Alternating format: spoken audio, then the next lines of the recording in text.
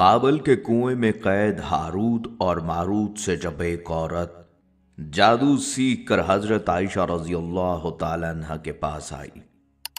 दुनिया के खौफनाक तरीन जादूगरों का पुरस्रार शहर बाबल, जहां दो फरिश्ते हारूत और मारूत आजमाइश के लिए भेजे गए थे। दोस्तों, आज का ये वाक़या कुरान करीम में सूरतुल बकरा की आयत नंबर 102 में बयान हुआ है। बल्कि हारूत और मारूत का तज़किरा कुरान पाक के अलावा तौरात, इंजील और दुनिया की कई मजहबी किताबों में भी मिलता है। इसी हवाले से आज की इस वीडियो में आप हारूत और मारूत का मुकम्मल किस्सा जानेंगे कि ये दो फरिश्ते कैसे एक औरत के इश्क में मुब्तला हुए और इन दो फरिश्तों ने औरत को कौन सा इस्म आज़म सिखाया, और ये भी बताएंगे कि बाबल शहर की तबाही क्यों हुई, कौन सा जादू किया गया कि बाबल शहर के लोग हम जिन्स परस्ती की महफिलें सजाने पर मजबूर हो गए। दोस्तों, हारूत और मारूत का ये किस्सा तफसीर अजीज़ी ने यूं बयान किया है कि हज़रत इदरीस अलैहिस्सलाम के ज़माने में लोग बहुत बदअमल हो गए थे और फरिश्तों ने बारगाहे इलाही में अर्ज़ की कि इंसान बहुत बदकार है, ये तेरी खिलाफत के लायक नहीं है, इसलिए इंसान को मनसब खिलाफत से हटा दिया जाए। अल्लाह पाक का इरशाद हुआ कि इंसान में गुस्सा और शहवत है जिसकी वजह से वो ज़्यादा गुनाह करता है। अगर ये चीज़ें फरिश्तों को दे दी जाएं तो वो भी गुनहगार हो जाएं। फरिश्तों ने कहा, हम तो कभी भी गुनाह के करीब ना जाएं, ख्वाह कितना ही गुस्सा और शहवत हो। हुक्म रब्बी हुआ कि अच्छा, तुम फरिश्ते अपनी जमात में से कोई से दो फरिश्ते चुन लो जो तुम्हारे ख्याल में सबसे ज़्यादा परहेजगार हों, फिर उन्हें गुस्सा और शहवत देकर दुनिया में भेजा जाएगा ताकि उन्हें आजमाया जा सके। लिहाजा हारूत और मारूत जो बहुत परहेजगार फरिश्ते थे मुंतखब हो गए और उन्हें गुस्सा और शहवत देकर शहर बाबल में उतार दिया गया और कहा गया, तुम दोनों काजी बनकर लोगों के दरमियान फैसले किया करो और शाम को इसमें आज़म के जरिए वापिस आसमान पर आ जाया करो। ये दोनों करीब 1 माह तक इसी तरह आते जाते रहे। इस अरसे में इनके अदलो इंसाफ का चर्चा आम हो गया और बहुत से मुकदमे इनके पास आना शुरू हो गए। एक रोज मुल्क फारस की एक हसीनो जमील ज़हरा नामी औरत ने अपने शोहर के खिलाफ मुकदमा दायर किया। अब हारूत और मारूत उसे देखते ही उस पर आशिक हो गए और उसके साथ बदअमली की ख्वाहिश की। उस औरत ने कहा, मेरा और तुम्हारा दीन अलग अलग है और मेरा शोहर बहुत गैरतमंद है, अगर उसे पता चला तो वो मुझे कत्ल कर देगा, इसलिए अगर तुम अपनी ख्वाहिश पूरी करना चाहते हो तो पहले मेरे शोहर को कत्ल करना होगा और जिस बुत की मैं पूजा करती हूँ उसे सजदा करना होगा। इस औरत की शराइत सुनकर दोनों ने इनकार किया। औरत तो वापिस चली गई, लेकिन उन दोनों के दिल में इश्क की आग भड़क गई। कुछ रोज तो उन फरिश्तों ने बर्दाश्त किया। एक रोज मजबूर होकर उस औरत को मुलाकात का पैगाम भिजवाया। उसने फौरन इन दोनों को मिलने के लिए बुलवाया। जब ये दोनों वहां पहुंचे तो खूब बनाव सिंगार करके बैठी थी। उसने कहा कि मुझे पता चला है कि तुम दोनों इसमें आज़म जानते हो, तो अपनी ख्वाहिश के हुसूल के लिए या तो मुझे इसमें आज़म बता दो, या इस बुत को सजदा करो, या मेरे शोहर को कत्ल करो, या शराब पी लो। दोनों फरिश्तों ने सोचा कि इसमें आज़म तो इसरार इलाही है, इसे फाश नहीं किया जा सकता। इसी तरह बुत को सजदा करना या किसी को कत्ल करना गुनाह कबीरा है, इसलिए चलो शराब लाओ, हम शराब पी लेते हैं। जब वो दोनों शराब पीकर मस्त हो गए तो उस औरत ने उन दोनों से बुत को सजदा भी करवाया, अपने शोहर को कत्ल भी करवाया और इसमें आज़म मालूम करके सूरत बदल कर आसमान पर जा पहुंची और हक ताला ने उसकी रूह को ज़ोहरा सितारे से मुत्तसिल कर दिया। दूसरी जानिब जब हारूत और मारूत को होश आया तो वो इसमें आज़म भूल चुके थे और अपने किए पर नादम और शर्मिंदा थे। अल्लाह ताला ने फरिश्तों से फरमाया कि इंसान मेरी तजल्ली से दूर रहता है, लेकिन ये दोनों तो हर शाम हाज़िर बारगाह होते थे, फिर भी शहवत से मगलूब होकर गुनाह कर बैठे। तो अगर इंसान से गुनाह सरजद होता है तो इसमें क्या ताज्जुब की बात है। ये सुनकर तमाम फरिश्तों ने अपनी खता का इकरार किया और इंसानों पर लान तान करने की बजाय उनके लिए दुआए मगफिरत करने लगे, क्योंकि इंसान अल्लाह के हिजाब में होने के बावजूद उसकी इबादत करते हैं, लेकिन ये नफसानी ख्वाहिशात हैं जिनके सबब उनसे गुनाह सरजद हो जाते हैं اور جو نیک لوگ اپنی تمام زندگی اللہ کے راستے پر گزار دیتے ہیں ان کا اللہ کے نزدیک بہت بلند مقام ہے، فرشتوں سے بھی بلند و برتر۔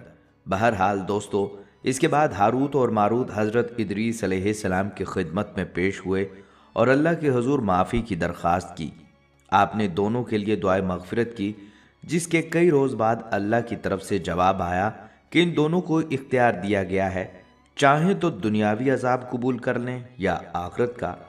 انہوں نے سوچا کہ دنیا کا عذاب ایک نہ ایک دن ختم ہو جائے گا، لیکن آخرت کا عذاب نہ ختم ہونے والا ہے، اس لیے دونوں نے دنیاوی عذاب قبول کر لیا۔ لہٰذا اللہ تعالیٰ نے حکم دیا کہ ان دونوں کو لوہے کی زنجیروں میں جکڑ کر بابل کے کنویں میں اوندھا لٹکا دیا جائے۔ اس کنویں میں آگ جل رہی ہے اور فرشتے باری باری ان پر کوڑے برساتے ہیں اور پیاس کی شدت سے ان کی زبانیں باہر کو لٹک رہی ہیں، اور یہ عذاب ان پر قیامت تک یوں ہی شدید رہے گا اور آخر کار ان کو نجات ملے گی۔ بلکہ حدیث میں اس واقعے کا ذکر کچھ اس طرح سے ہے کہ حضرت عائشہ رضی اللہ تعالیٰ عنہا فرماتی ہیں، رسول اللہ صلی اللہ علیہ وسلم کی وفات کے تھوڑے عرصے بعد دومت الجندل کے باشندوں میں سے ایک عورت میرے پاس آئی۔ وہ رسول اللہ صلی اللہ علیہ وسلم سے مل کر جادو کے متعلق کچھ چیز پوچھنا چاہتی تھی۔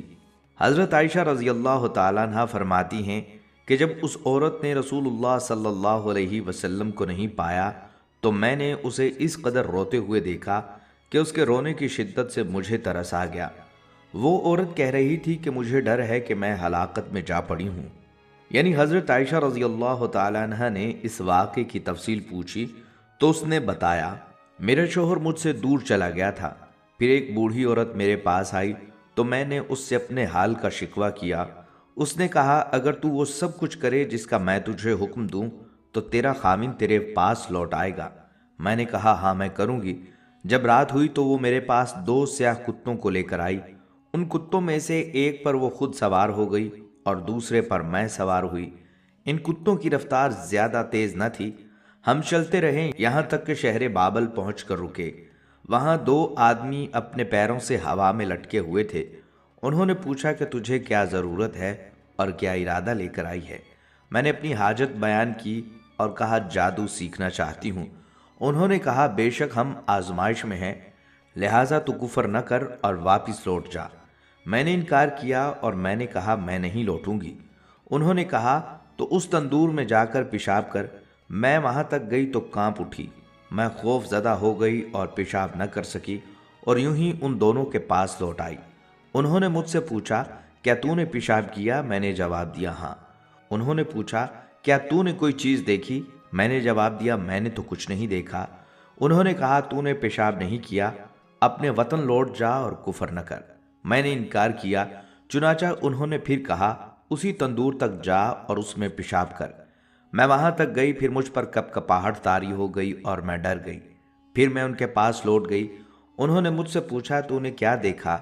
یہاں تک کہ اس نے بتایا کہ میں تیسری مرتبہ گئی اور تندور میں پیشاب کر دیا۔ بس میں نے دیکھا کہ میرے اندر سے لوہے کے گلوبند والا ایک گھوڑ سوار نکلا اور آسمان کی طرف چلا گیا۔ تب میں ان کے پاس آئی اور انہیں اس بات کی خبر دی۔ انہوں نے کہا، تو نے سچ کہا، یہ تیرا ایمان تھا جو تیرے اندر سے نکل چکا ہے، اب تو لوٹ جا۔ پس میں یعنی حضرت عائشہ رضی اللہ تعالیٰ عنہا نے اس عورت سے کہا، اللہ کی قسم میں اس بارے میں کچھ نہیں جانتی، اور کہا، کیا انہوں نے اس کے علاوہ بھی تجھے کچھ بتایا؟ اس نے جواب دیا، ہاں ضرور بتایا کہ آپ جو چاہیں گی وہ ہو جائے گا۔ یہ گیہوں یعنی گندم کے دانے لیجئے اور ان کو زمین میں بو دیجئے۔ چنانچہ میں نے وہ دانے لے لیے۔ اس نے کہا، نکلا تو پودے نکل آئے۔ اس نے کہا، فصل کٹ جا تو فصل کٹ گئی۔ پھر اس نے کہا، پس کر آٹا بن جا تو آٹا بن گیا۔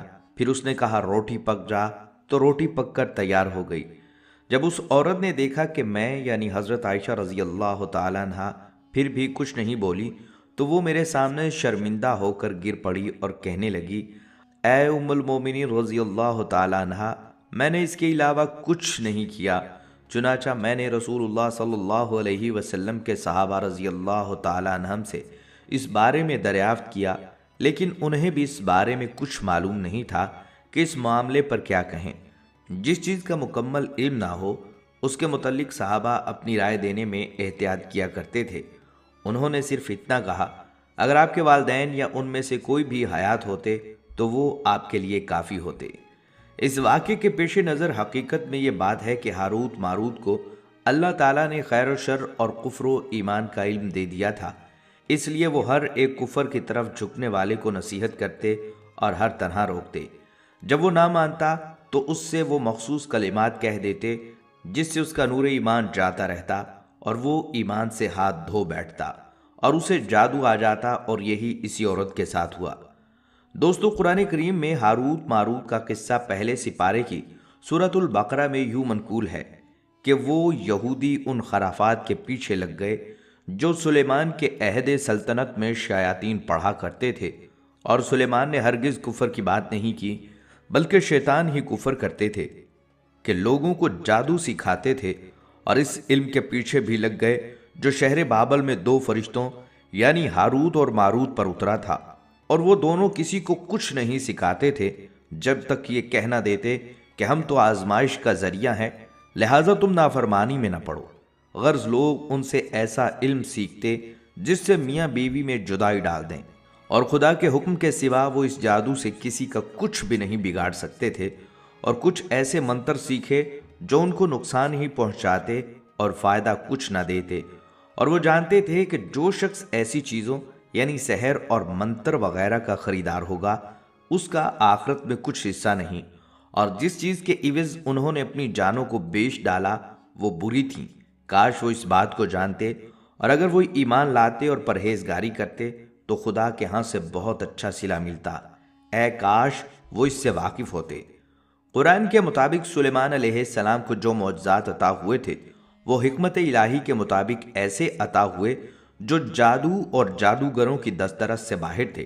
مثلا اللہ تعالیٰ نے تمام سرکش جنوں کو آپ کے لیے مسخر کر دیا تھا، اور سلیمان علیہ السلام ان جنوں سے سخت مشقت کا کام لیتے۔ ہوائیں آپ کے لیے مسخر تھیں جو آن کی آن میں آپ کا تخت مہینوں کی مسافت پر پہنچا دیتی تھیں۔ پرندے بھی آپ کے مسخر تھے اور آپ ان سے بھی کام لیا کرتے تھے۔ آپ پرندوں کی بولی سمجھتے تھے اور پرندے بھی آپ کی بات سمجھ جاتے تھے۔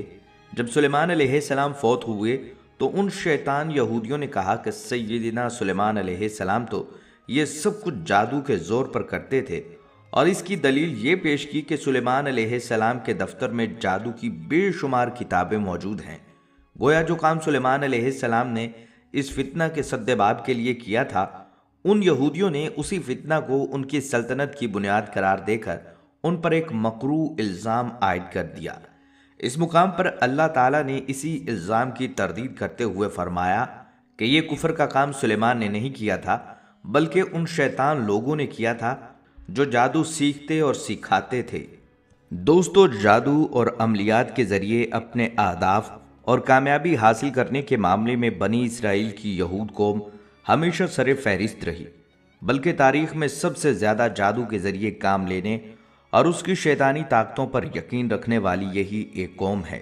لہٰذا سلیمان علیہ السلام کے جادو کو روکنے کے لیے اس اقدام کے بعد اللہ تعالیٰ نے یہود کی ایک دوسرے طریقے سے آزمائش فرمائی، اور وہ یہ تھی کہ بابل شہر میں جہاں آج کل کوفہ ہے، 2 فرشتوں ہاروت اور ماروت کو پیروں فقیروں کے بھیس میں نازل فرمایا تھا، اور اس آزمائش سے مقصد یہ تھا کہ آیا ابھی تک یہود کے اذہان سے جادو ٹونے ٹوٹکے کی عقیدت اور محبت زائل ہوئی ہے یا نہیں۔ جب یہودیوں کو ان پیروں فقیروں اور بابل میں آمد کا علم ہوا تو فوراً ان کی طرف رجوع کرنے لگے۔ ان فرشتوں کو یہ حکم دیا گیا، اگر تمہارے پاس کوئی شخص یہ ٹونے سیکھنے آئے تو پہلے اس کو اچھی طرح خبردار کر دینا کہ یہ غلط کام ہے اور ہم محض تمہارے امتحان کے لیے آئے ہیں، لہٰذا تم اس کا ارتکاب مت کرو۔ پھر بھی اگر کوئی سیکھنے پر اصرار کرے تو اسے سکھا دینا۔ چنانچہ جو لوگ بھی ان کے پاس جادو ٹونے سیکھنے آئے تھے، فرشتے اسے پوری طرح متنبہ کر دیتے، لیکن وہ اس کفر کے کام سے باز نہ آتے اور سیکھنے پر اصرار کرتے، اور ایسے ٹونے ٹوٹ کے سیکھنے والوں کے ان فرشتوں کے ہاں ہجوم لگے رہتے۔ جبکہ قرآن پاک میں اس کی تاکید کی گئی تھی۔ وہ جنات چونکہ حضرت سلیمان علیہ السلام کے تابع تھے، اس لیے بعض لوگوں نے حضرت سلیمان کی نسبت سے ان جنات کی باتوں پر یقین کرنا شروع کر دیا۔ اور इनके बताए हुए अमल करना शुरू कर दिए। इस तरह काले जादू या सफली अमलियात की बुनियाद रखी गई। लेकिन सूरतुल बकरा की आयत नंबर 203 में अल्लाह ताला इरशाद फरमाता है, सुलेमान अलैहिस्सलाम ने कोई शिरक नहीं किया और उनका जिन्नात से अमलियात से कोई ताल्लुक न था। ये जिन्नात शयातीन नक्शा सुलेमान के नाम से अमलियात करते, जबकि अल्लाह ताला ने कुरान पाक में उन सब को सुलेमान अलैहिस्सलाम से गैर मंसूब करार दिया है। तो इस मुआशरे में बद आमाली का राज बढ़ता चला गया और मुआशरा हर किस्म की अखलाकी बुराइयों का शिकार होता चला गया। बल्कि रवायात में लिखा है कि इराक के शहर बाबल में 3000 कबल मसीह जादू का बहुत जोर था। इस इलाके का पूरा नाम कलदानिया है, आजकल इसे काल्डिया कहते हैं। चूंकि इस इलाके के कदीमी लोग जादूगरी में मशहूर थे, इसीलिए अंग्रेजी में काल्डियन बमानी जादूगर कहा जाता है। तारीख शाहिद है कि अहले बाबल की तबाही उनका वो गैर फितरी जिनसी तर्ज अमल था जिसे उन्होंने अपने मजहब की असनाद के साथ अपनाए रखा।